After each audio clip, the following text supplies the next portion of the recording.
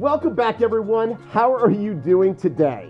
So, this doggo placed his bets and traveled to the biggest little city in the world, Reno, Nevada, to attend a weekday FurryCon. Yup, you heard right. I said a weekday FurryCon, called the Biggest Little Furcon, BLFC. Now, Reno is known to offer a wide range despite its small size, so I imagine BLFC would be no exception. With my tail back home after this long weekday con, I am happy to share with you my experiences and insight attending BLFC this year.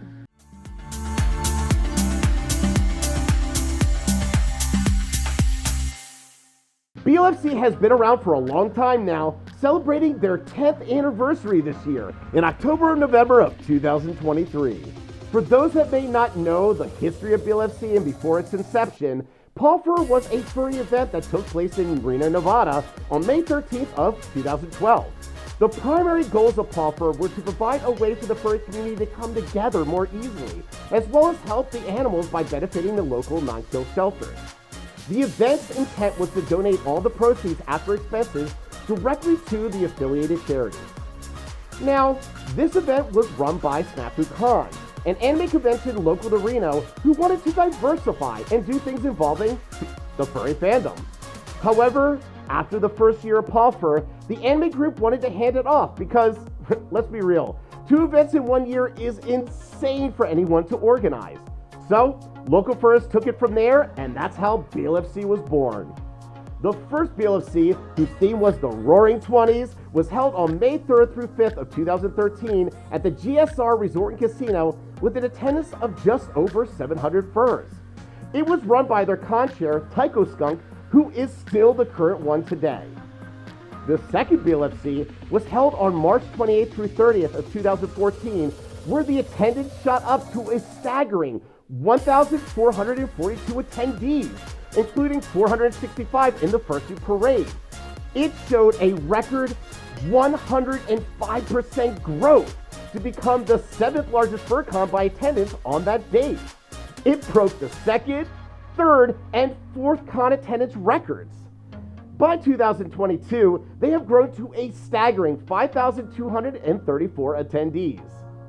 Now, BLFC has shown some awesome growth and transformation over the years, operating as a 501c3 under the Reno Area Anthropomorphic Arts and Recreation, supporting Safe Haven Wildlife Sanctuary, a nonprofit wildlife rehabilitation center located in Imlay, Nevada since 2014, and bringing fun new con events to the furry community.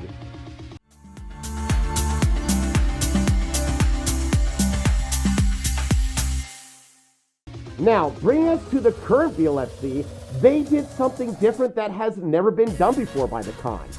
They changed it into a weekday con, situating it during the fall and winter months.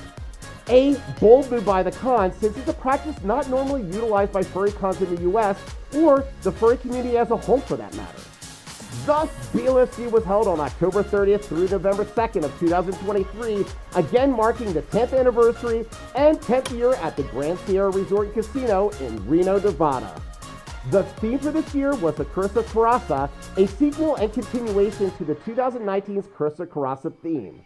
They made a fantastic in-depth lore for this sequel theme, enriched with a 54 podcast campaign, 101 episodes in total if you count the 2019 podcast, a full cast of characters, beautiful illustrated worlds and maps, a digital lore book, and merchandise fitting the theme perfectly. A well thought out theme and world that would get most excited to dive right into. You can read more about it on their website while it is still up. Now, outside the con theme, BLFC 2023 had no GOH this year, and notably raised $28,069.69 for the Safe Haven Wildlife Sanctuary.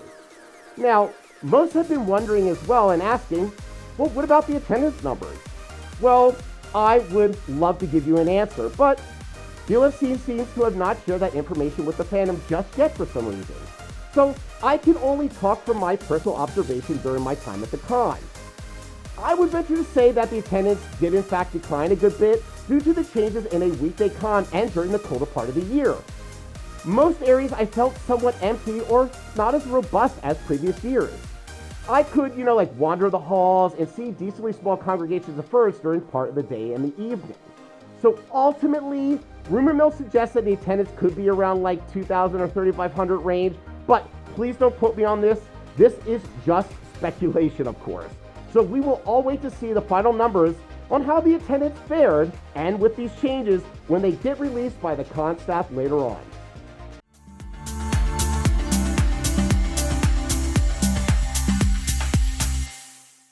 Okay, you're excited to attend your first BLFC, but you never stepped foot at the con, let alone in the city of Reno. So, what options are available to you in terms of transportation to this convention? Well, first big thing to note for our international travelers is that Reno Airport is not served by international airlines. So you'll need to land at a larger international airport first. Also, it may save you money to fly into LAX, SFO, LAS, and PHL and share a car ride with a friend. For domestic travelers, of course, you have the option to fly directly into Reno if available. Now, once you arrive at the airport, there is good news awaiting for you, because a complimentary airport shuttle is provided by the hotel to and from the airport, making it very easy for attendees to transport themselves to and from the main con hotel. The shuttle runs every 30 minutes from 4:30 a.m. to 12 a.m. to the airport, and 15 minutes and 45 minutes after the hour from the airport to the main hotel. Now, if you live closer to the con or enjoy a fun road trip with friends, then this con is for you. Why do you ask? Because one of the unique features of this con in terms of travel is the parking. For example, there is tons of free parking available around the GSR. There is complimentary valet parking, there is RV hookup spaces for rent, and they even have a parking lot that is spaces large enough to accommodate larger vehicles. Now, if all of these options don't appeal to you, don't fret, because you can also travel down Reno via Amtrak and then take a bus to the main hotel.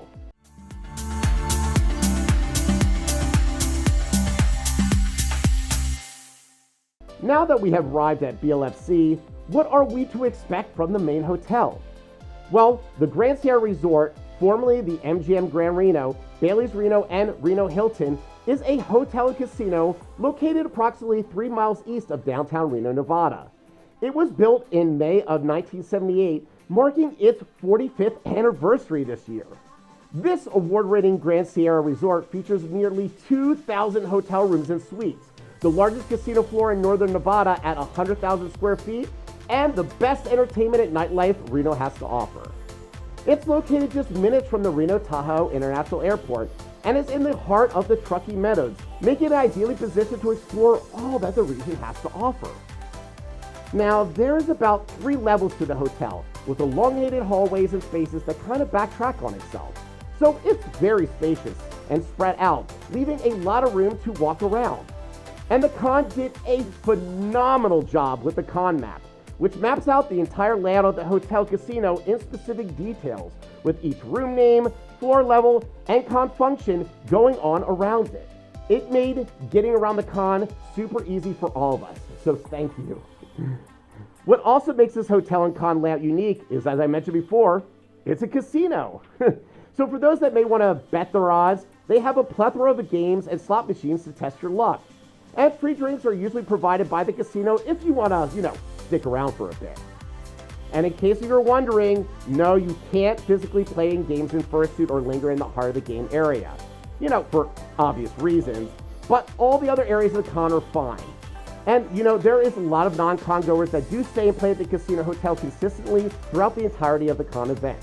Now, an interesting note that I found out about this hotel that I wanted to share is something that only happened 3 days before the con.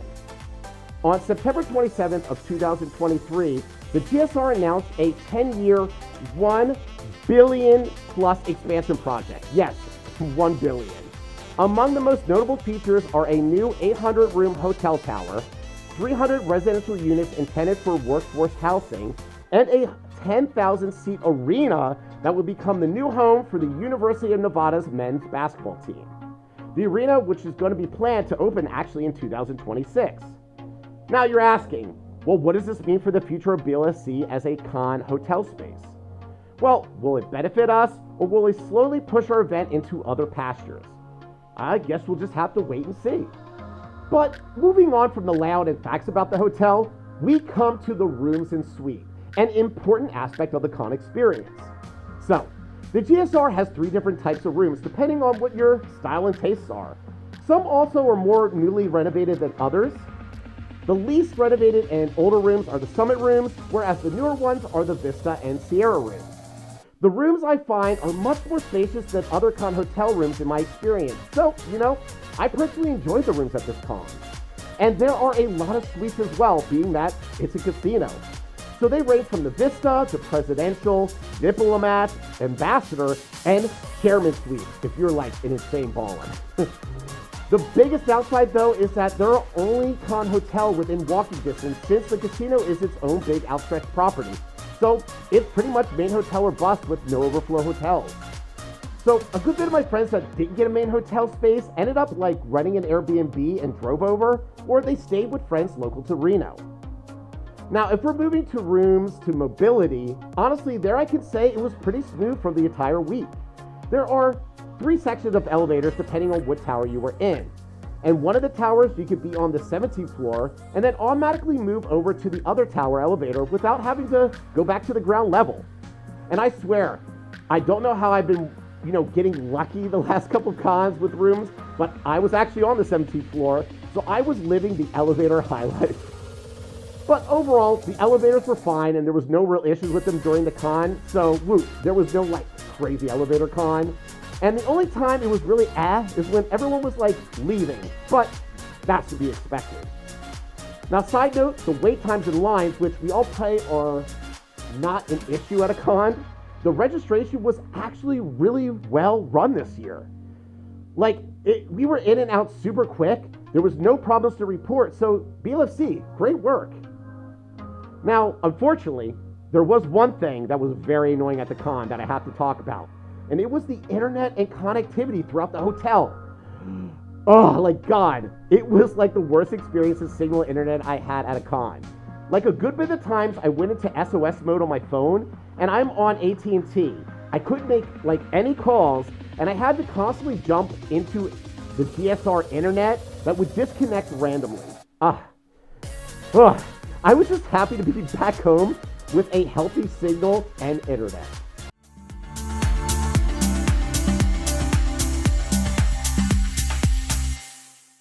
I've said it on several of my videos and I'll say it again. Convenience is key as an attendee, especially when it comes to things like food or drink, when you are frantically running around the con between events or craving noms after a long night of late night partying. So, you're wondering where BLFC stacks up against other cons.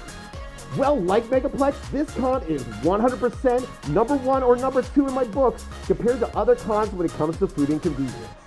Now, I'm not going to go and list all the food options because there are way too many to mention. They got a 24-hour food market called the Second State Marketplace, all-you-can-eat buffets, multiple restaurants with a variety of cuisines like Grand Cafe, Unamas Street Tacos, Rim Asian Bistro, and more. And there are a ton of grab-and-go options as well, from Jamba Juice, Round Table Pizza, Johnny Rockets, to Porta Subs and more. And for booze, well, it's a freaking casino. You could literally lick the walls and probably get booze off of them. If you were in Willy Wonka and the Chocolate Factory, but instead of licking snozberries off the wall, they'd be replaced with booze. Well, you have the very popular Fat Tuesdays that are almost every fur was at, lounges like the Crystal Lounge, and plenty of bars like the Rendezvous and Affinity Bar. Plus, there are third-party bartenders everywhere to be found around the con spaces, and of course, let's not forget you can receive free drinks from gambling at the tables as well. Also, you could literally drink anywhere at the con, no matter what the time of day it is. When looking outside the con space for food and other needs, there is this huge mega Walmart, which is only a 6-minute walk from the main hotel, with providing booze and food and all the overall necessities you need throughout the entire stay at the con. So it's super convenient.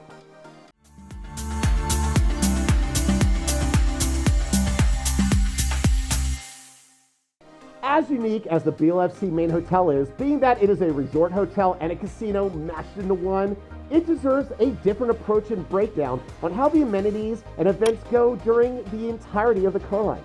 So, I'm going to break down into 3 categories: hotel-specific amenities and events, hotel offer events specifically for the con attendees, and lastly, BLFC con-only run events. So, let's start off with the hotel-specific amenity events, which is offered to all con goers and regular guests of the GSR. First, of course, is the casino, the largest casino floor in Reno and northern Nevada, with over 100,000 square feet of slots, video poker, table games, and a race and sports book. It has also been recently renovated with new carpet, table game decor, slot chairs, and new lighting. Next is the Grand Sierra Cinema, which is a 2-auditorium theater located in the lower level mall. The theater features movies that have recently left mainstream theaters but haven't yet reached DVD for just $5. Movies are shown once on weeknights and twice on weekend nights. Next, we got the Fun Quest, which is the Resort Family Entertainment Center. Attractions in the FEC include stuff like the laser tag arena and the Grand Bay driving range, which is located on the southeast corner of the resort property along the north shore of the Grand Bay. This outdoor range features 8 island greens, each varying in distance and difficulty, dotted along a large body of water. And a 2,995-seat concert and show venue, the renovated historic Grand Theater is home to the world's largest indoor stage and more than a full acre of usable space. So, fun fact about this, the Miss USA 2009 competition was held there, and again in 2022. So being renewed on a 3-year contract, thus hosting Miss USA in 22, 23, and next year in 2024. And at the far end of the hotel is the Lex NightClub, a 25,000 square foot venue with a swimming pool. Now, we're going to talk way more in specific detail about this later in the video on what surprises was in store for all of us. And lastly, there are a lot of shops around the hotel, and even a wedding chapel, if you feel so compelled to do so. What was really cool about the chapel, actually, is that during the con, there was a wedding going on, and the bride and groom came out and was like, hey, we want to get pictures with all the fursuiters. And they went out and took pics with everyone. It was a lot of fun, and they even invited some later to the reception party, which was, like, awesome.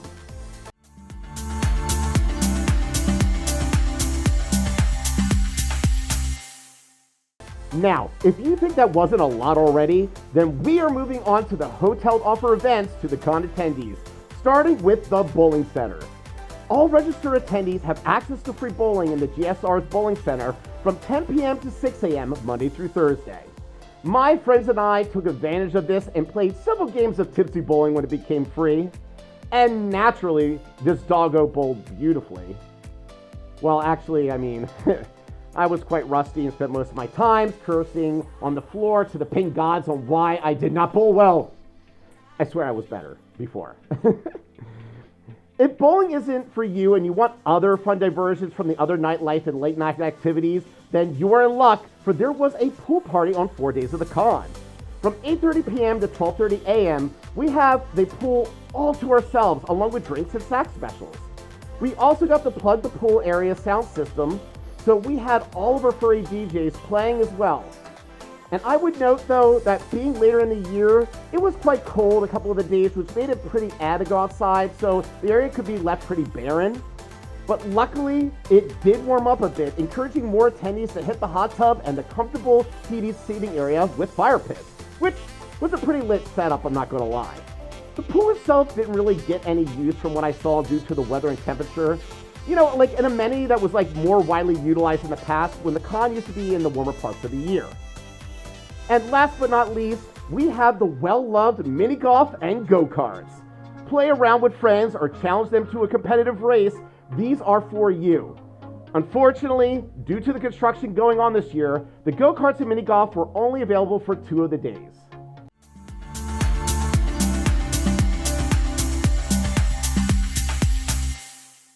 So, have I left you overwhelmed with options yet? Well, if I haven't, then wait. There is even more. Let's tackle the many con-specific run events that are featured during the BLFC, beginning with the Fursuit Festival. This big fursuiting event, which is in place of the Fursuit Parade, is a huge room with 6 dedicated photo shoots for scheduled photo shoots, clearly marked by large signs, all of which will be in the main stage area. There was also plenty of space in the main stage, if interested in arranging your own separate photo shoot. Easily marked by large numbers on each station so you don't get confused, and the MC made sure to announce each shoot going on several times before each start of the rotation. This was the only time I saw such a massive amount of fursuiters during the entire con. The atmosphere, though, was so fun and inviting, allowing me to get some cool videos and pics during it. Fun times all around, jumping from shoot to shoot, trying to get photos of this doggo. Hopping over to the dealer's den, you will find an absolutely huge and spacious area with tons of talented furry artists and products. They even had a section of 18+ area for adult toys, gear, artwork, and more. For example, Bad Dragon even had their own big section in the area this year. I personally loved the variety and found a lot of artists with stunning merch and art that I just had to snag a few things, like this amazing metal sign with artwork drawn over by the very talented Gummy Kaiju, something I just don't do on the regular at cons. P.S. Again, go check out Gummy Kaiju. Their work is, wow, just kiss.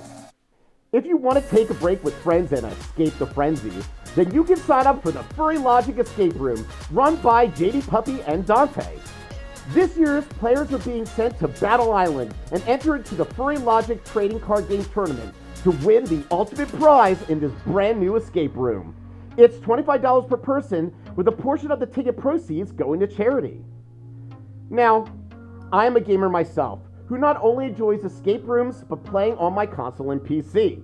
Well, the video game room has got you covered, with a large gaming area containing a mix of retro games to current consoles and another area full of arcade games to test your skills in.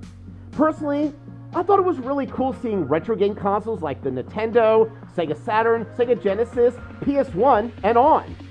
Now, after hitting the game room for some dance-based arcade games, you might want to compete or spectate at the dance battle or dance competitions.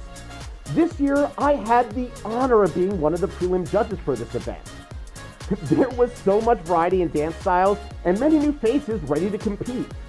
It was so fun and refreshing seeing all these talented dancers, new and OG, pour their hearts out onto the stage. The interesting, slightly triangulated stage for the dancers to perform upon was on a raised platform, making it super easy for all to see no matter where you sat. Something myself and the crowd truly appreciated. So, not a big competitive dancer? No problem. There was the DJ dance events and After Dark Festival going on at night during the con. The DJ dance events were fun, hosting a variety of talented furry DJs with lit sets. One really cool thing about BLFC is that on Wednesday, they had the Dance to Dawn night, which means DJs were playing from 11 p.m. all the way up to 7 a.m. the next day. Freaking crazy, right? And about the After Dark Festival, I'm going to be a little candid about this event. It was mid, to be honest. I know this was their first year, so they got room to grow and expand on this event, but I wish they took notes from other cons that do an amazing job on this type of event. There were great DJs, and it was a cool atmosphere, but I felt there wasn't much promotion for this event prior, and felt attendees were left a bit on the hesitant side on wearing more colorful clothing and gear for the event. The pole dancer, though, during part of the event, I must say was absolutely killing it. Mad props to the pole dancer, for you were total fire. In the end, ultimately, it felt like a regular furry DJ night, but was just 18+. I would love to see them again take notes from other cons and make it into a more engaging and inviting event. Also, suggest adding vendors if possible to the event as well. It does really well at other cons.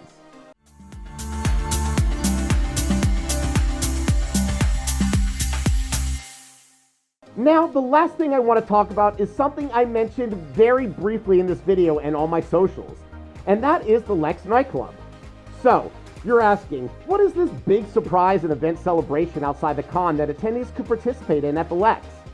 Well, it was the 15th anniversary of Bad Dragon.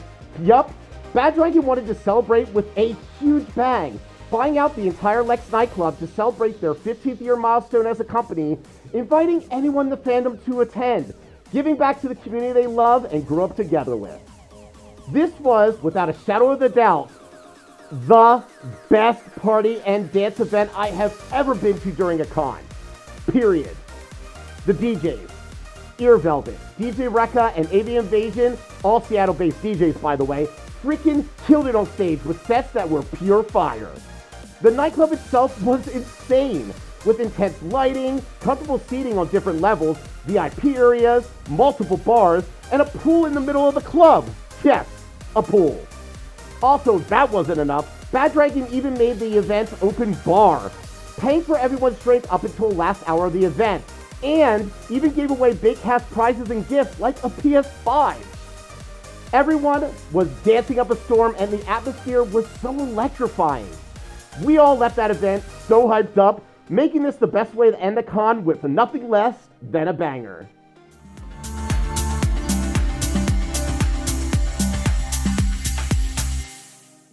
In conclusion, I found BLFC to be a bit quieter and laxer in previous years. First-time con-goers at this convention would have a lot to venture through, since there are a lot more unique events and options that you don't normally find at a typical con. And for those that have been to BLFC several times before, you may like the more laid-back, lax atmosphere with the appeared low attendance, or you're going to miss the more crowd hustle and groups running through the con all hours of the day and night. Either way, I had a decently fun time at BLFC, and would say that the best part of it all was spending time with my friends that I don't get to see often. That truly made the event memorable to me. And that Bad Dragon nightclub party. God, that was insanely fun. So, what do you think of BLFC after watching this video? And for those that went this year and previous years, how was the con experience for you? Let me know in the comments your thoughts. And as always, like, follow, subscribe to help support this doggo in future videos. Till next time, stay awesome.